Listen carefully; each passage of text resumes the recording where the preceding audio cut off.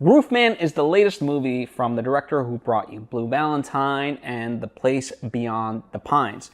But unlike those movies, Roofman is much more comedic and lighthearted. Now, it is based off of a true story, the story of Jeffrey Manchester, and Channing Tatum portrays him. And Kirsten Dunst is also in it, as well as a pretty good cast, you know, Peter Dinklage, among others, and things like that. But the two leads, I would say, are Channing Tatum and Kirsten Dunst. And it being based off of the real story, it's about this guy who, the reason why he was known as the Roofman was because he would break into McDonald's from the roof and steal money that way. Right? And going into this, I had not known much about the true story, so for me, it really was just kind of a ride from start to finish. You know, it's a crime comedy movie and things of that nature, and I will do spoilers at the end, and of course I will denote it as such, but just in terms of my overall review and who this may be a movie worthwhile for, if you like, let's say, Logan Lucky. It's not quite like that. You know, that's a Steven Soderbergh, Ocean's 11 type of movie. This isn't that. So, after getting caught, Jeffrey escapes from prison and manages to hide out at a Toys R Us, you know, and kind of creates this life on the run, if you will, and that's how he meets Kirsten Dunst's character. So, you know, that's kind of the crux of the movie, and it being based off of real life, you would think it's pretty serious, and there are very serious moments, but it's actually very, very funny overall. You know, both myself as well as the audience that I was with laughed throughout. Excuse me.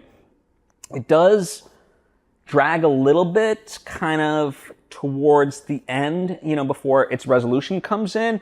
And I'm not the only one to have noted this. Plenty of people on like Letterboxd have kind of talked about it, but overall the sensibility is that people are really enjoying it and in an unexpected way. So yeah, there's a lot to love. Now, as far as kind of the main sort of takeaway and stuff like that, not that every movie has to have a purpose necessarily other than enjoyment, but I would put this in the category of like, it was interesting and I found it worthwhile, but certainly as far as the main character goes, you know, I'm conflicted about him, right? I think Channing Tatum as that character portrays him really well. I don't know how accurate or not accurate it is in terms of the real life person, but by all accounts, part of what made this interesting is that him as a criminal, he doesn't want to be doing this, and he doesn't want to cause harm to others and things like that. And so he was very nice to, for example, when he robbed the McDonald's, and not just one McDonald's, like multiple McDonald's locations, he was very kind and whatnot, and a lot of people describe him as such. So, you know, if there is kind of this towing of the line, it's, is he a good guy? Is he not a good guy? So, if you enjoy, you know, just, I wouldn't say it's a crime thriller or anything like that, but if you enjoy, like I said, Logan Lucky, or, you know, it's tough to say like Ocean's 11 or any of those, because it's not a caper movie, but I think you will appreciate this simply because Channing Tatum's character, you see his mind working, and you don't always know what he's about to do, but you start to figure it out and it all makes sense, and they show you how he manages to escape prison, manage to get into the Toys R Us, how he forms this life. So I love that aspect of it, of them showing the true intricacies of how he actually pulled this off in real life. Now, there are some discrepancies and things like that in real life. He, you know, broke into a Toys R Us, but then lived inside of Circuit City. Here, they just kind of simplified it and had him at a Toys R Us and things of that nature. So how accurate it is, beyond that, I'm not sure. But, I don't think it's a spoiler to say at the end of the movie, when the credits rolled, they had news footage play over this and kind of compare and contrast a little bit, which I thought was neat. So, if anything that I've described is appealing to you, then I recommend it to you. I think, like I said, it's an enjoyable movie. 2 hours, slightly, could have been trimmed down to even like an hour and 50, but overall, an enjoyable time for sure. Now, getting into the spoilers and, the nuances that obviously I couldn't talk about by just doing the review, the main thing that I'm conflicted with is, okay, the character didn't seem as pushed into a corner to have to live this lifestyle. It just sort of overall happened because, yes, he wanted to provide for his family. He wanted to be a good dad.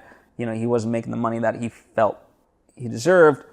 But, he wasn't as down on his luck. I mean, listen, in real life, maybe he was, but movie-wise, that part, because it's trying to get to what it thinks is the more interesting stuff, and I'm sure it is, but that backstory of that initial decision of what pushed him over the edge gets yada, yada, yada. I mean, they spend time on it, but, one thinks of, let's say, like, Walter White from Breaking Bad, and,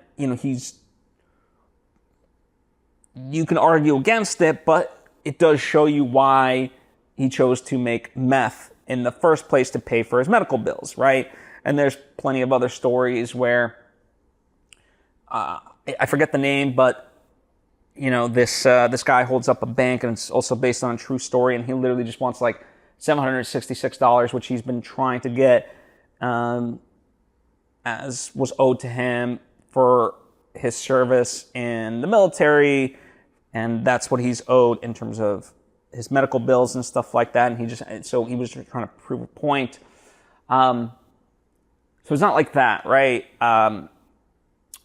And, as far as the takeaway, so it's like, he's still, like, despite all the stuff that he does as the nice guy stuff, he's still a criminal, right? And it didn't seem like, again, that it was like a needed choice. Like, there was no other options for him. So that's what makes it a little bit tough for me as far as the takeaway. And what I'm going to venture to say is that the character of Lakeith Stanfield was a made-up character. I'm not sure, like, in real life, he seemed to have got caught because he did go back to Lee, which happens in the movie, but in the movie, they make it a very binary choice of, like, you can escape, forget your whole life, or, like, you're going to go back and you could be fucked. Excuse me. And that's essentially what happens, is he just can't let go. And, in seeing this movie, the people I've spoken to, they're like, I just don't understand why he would go back, because he had to have known that he was going to get caught. And it's like, yeah, he kind of says that he knew that he was going to get caught.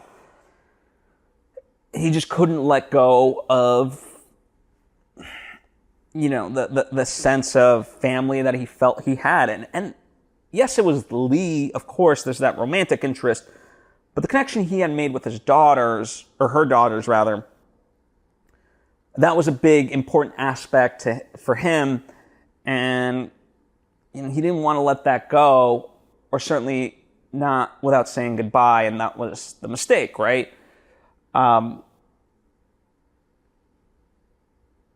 So it's an interesting movie for sure, but I don't know what it does beyond that. That's the tough part, I don't know if it's one that I would rewatch this. I don't know. It's got me thinking a lot for sure. But yeah, if it was just a movie without it being a true story, I don't know if I'd be as intrigued or buy into the story. If it was just presented like, hey, us as Hollywood, us as filmmakers, came up with the story, and here we're presenting it to you. So I'm kind of curious from your perspective, right? But I did enjoy the cleverness of which he survived throughout. I thought there was various funny moments, when he has 14 cavities because he's been living off of M&Ms and things of that nature. And again, Channing Tatum plays it so well because by the end, when he has to come up with the money and he has to steal the gun and this and that, you both buy him, but yeah, you could tell that he was starting to get clumsy and that things were going to go awry. Now, because I didn't know the ending, I hadn't read into the story. I guess that he probably got caught and that's why we know about it. It's not like he would have escaped and, that we wouldn't know the real life story because of that. But it was kind of like, how is he going to get caught and when is he going to get caught sort of a thing. Some people are saying this is like Channing Tatum's best movie and Kirsten Dunst's best movie. I think Channing Tatum really rocks it. I think, obviously, Kirsten Dunst rocks it, but I don't know.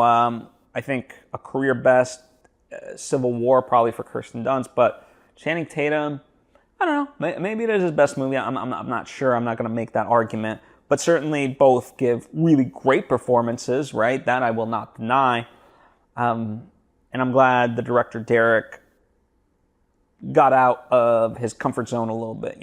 He also co-wrote the movie as well as directing it. So, yeah, I'm glad I watched it, but I'm a little conflicted as to what to take away from the movie because, fortunately, I don't side with Channing Tatum ultimately. So, yeah, those are my thoughts, but would love to hear yours. Comment down below. Let me know what you thought of this movie.